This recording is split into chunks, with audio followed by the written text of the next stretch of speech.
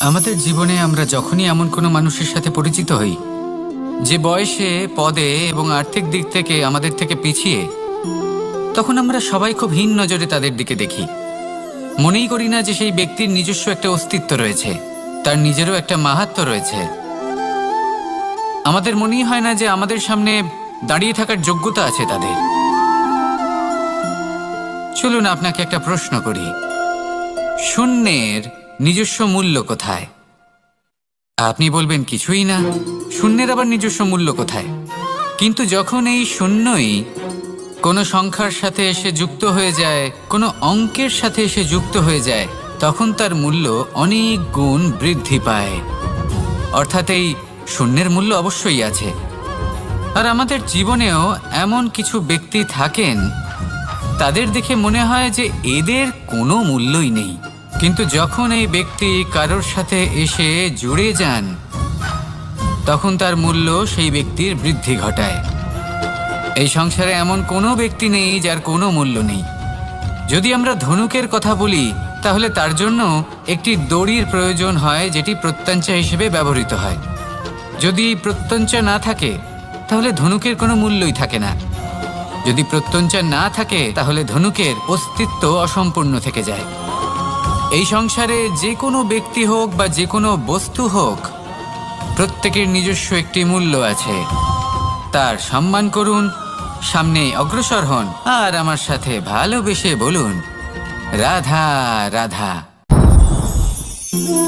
সুখ, দুঃখ এবং শক্তি, এই তিন হলো এই সংসারের ত্রিদেবের মতো। আমাদের জীবনে যা কিছু ঘটছে, এই তিনটির ভিত্তির উপরেই হচ্ছে। আসলে এই সংসারের একটা নিয়ম আছে, যখনই আপনি কিছু লাভ করেন, এই সংসার আপনার পরীক্ষা নেয়। এটা জানার জন্য আপনার পরীক্ষা নেয় যে আপনি যা কিছুই লাভ করেছেন, আপনি কি আদৌ সেটার যোগ্য কিনা। ঠিক সেইভাবেই এই সুখ, দুঃখ এবং শক্তি আপনার পরীক্ষা নিয়ে থাকে। যখন সুখ আসে, তখন সে আপনার পরীক্ষা নেয় যে আপনার মধ্যে অহংবোধ জাগ্রত হয়নি তো। যদি অহংবোধ চলে আসে, তাহলে সুখ সেখানেই সঙ্গ ত্যাগ করে। দুঃখ আপনার ধৈর্যের পরীক্ষা নিতে থাকে।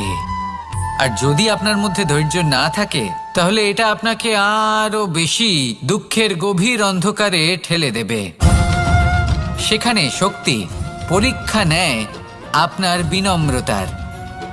যদি আপনি বিনম্র না হন, তাহলে হয় এই শক্তি আপনার সঙ্গ ত্যাগ করবে, নয় এই শক্তি বিনম্রতার অভাবে আপনার পতনের কারণ হতে পারে। এই সংসারে যে কোনো ব্যক্তি যিনি এই পরীক্ষায় উত্তীর্ণ হয়ে থাকেন, এই জীবনে তিনি সাফল্য লাভ করেন। আসুন আমার সাথে ভালোবেসে বলুন, রাধা রাধা। মানুষের জীবনে উন্নতি লাভ করার জন্য তিনটি স্তম্ভের প্রয়োজন হয়। প্রথম স্তম্ভ শিক্ষা। এই শিক্ষা আমাদের জ্ঞান প্রদান করে। দ্বিতীয় স্তম্ভ ব্যবসা, যার দ্বারা আমরা ধন উপার্জন করি। তৃতীয় স্তম্ভ হলো আমাদের ঈশ্বর, আমাদের ইষ্ট। এনার সাথে যদি আমরা জুড়ে থাকতে পারি, তাহলে এমন একটা মানসিক বল আপনি লাভ করবেন, যেটা এই সংসারে আর কোথাও পাওয়া সম্ভব নয়। কিন্তু মানুষ অনেক সময় জীবনে এই তিনটি স্তম্ভ লাভ করা সত্ত্বেও সামনে অগ্রসর হতে পারেন না। তখনও জীবনে কঠিন পরিস্থিতি আসতেই থাকে। এমনটা ঠিক কেন হয়? কারণ সে জীবনে এই তিনটি স্তম্ভ লাভ করে নেয়, জীবনে প্রয়োগও করে, কিন্তু তার ভিতের কথা সে ভুলেই যায়। যেমন প্রথম স্তম্ভ অর্থাৎ শিক্ষা। এই শিক্ষার আধার হলো শুভ চেতনা। যদি অন্তরে শুভ চেতনা না থাকে, তাহলে এই শিক্ষার কোনো গুরুত্ব থাকে না। দ্বিতীয় স্তম্ভ ব্যবসা।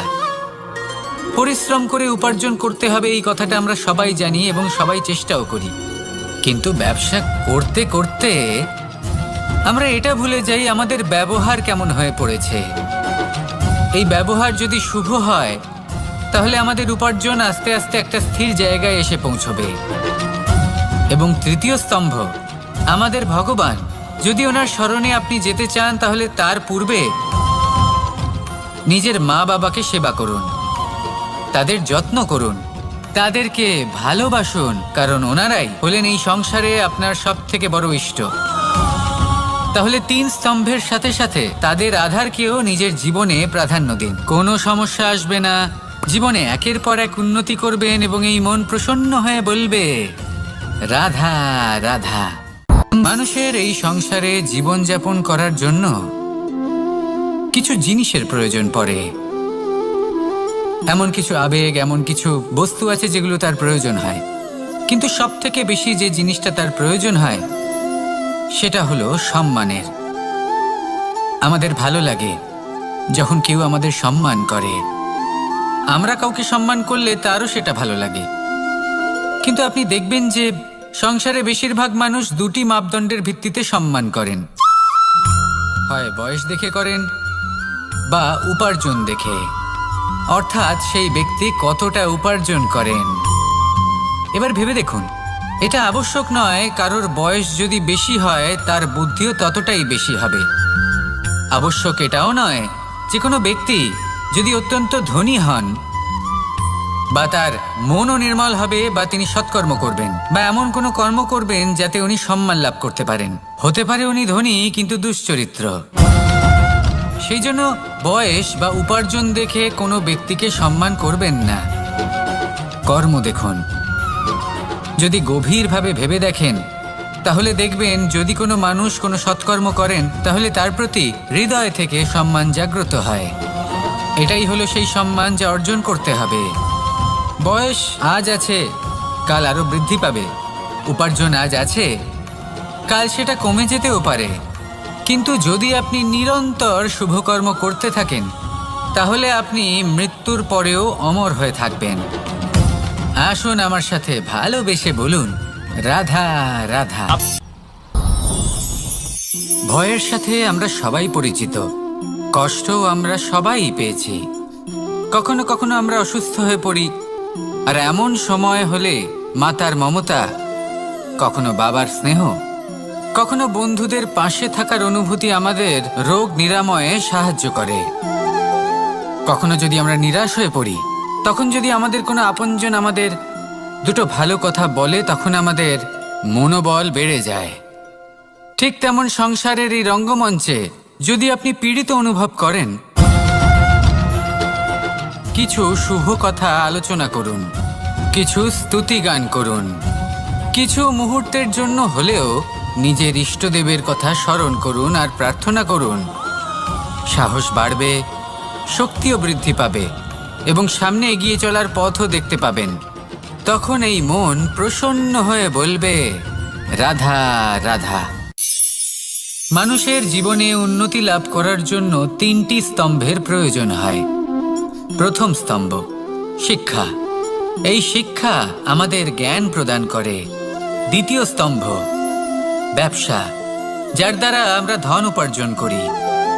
তৃতীয় স্তম্ভ হলো আমাদের ঈশ্বর, আমাদের ইষ্ট। এনার সাথে যদি আমরা জুড়ে থাকতে পারি তাহলে এমন একটা মানসিক বল আপনি লাভ করবেন যেটা এই সংসারে আর কোথাও পাওয়া সম্ভব নয়। কিন্তু মানুষ অনেক সময় জীবনে এই 3টি স্তম্ভ লাভ করা সত্ত্বেও সামনে অগ্রসর হতে পারেন না। তখনও জীবনে কঠিন পরিস্থিতি আসতেই থাকে। এমনটা ঠিক কেন হয়? কারণ সে জীবনে এই 3টি স্তম্ভ লাভ করে নেয়, জীবনে প্রয়োগও করে, কিন্তু তার ভিতের কথা সে ভুলেই যায়। যেমন প্রথম স্তম্ভ অর্থাৎ শিক্ষা। এই শিক্ষার আধার হলো শুভ চেতনা। যদি অন্তরে শুভ চেতনা না থাকে তাহলে এই শিক্ষার কোনো গুরুত্ব থাকে না। দ্বিতীয় স্তম্ভ ব্যবসা। পরিশ্রম করে উপার্জন করতে হবে, এই কথাটা আমরা সবাই জানি এবং সবাই চেষ্টাও করি। কিন্তু ব্যবসা করতে করতে আমরা এটা ভুলে যাই আমাদের ব্যবহার কেমন হয়ে পড়েছে। এই ব্যবহার যদি শুভ হয় তাহলে আমাদের উপার্জন আস্তে আস্তে একটা স্থির জায়গায় এসে পৌঁছবে। এবং তৃতীয় স্তম্ভ আমাদের ভগবান। যদি ওনার স্মরণে আপনি যেতে চান তাহলে তার পূর্বে নিজের মা বাবাকে সেবা করুন, তাদের যত্ন করুন, তাদেরকে ভালোবাসুন, কারণ ওনারাই হলেন এই সংসারে আপনার সবথেকে বড় ইষ্ট। তাহলে 3 স্তম্ভের সাথে সাথে তাদের আধারকেও নিজের জীবনে প্রাধান্য দিন। কোনো সমস্যা আসবে না,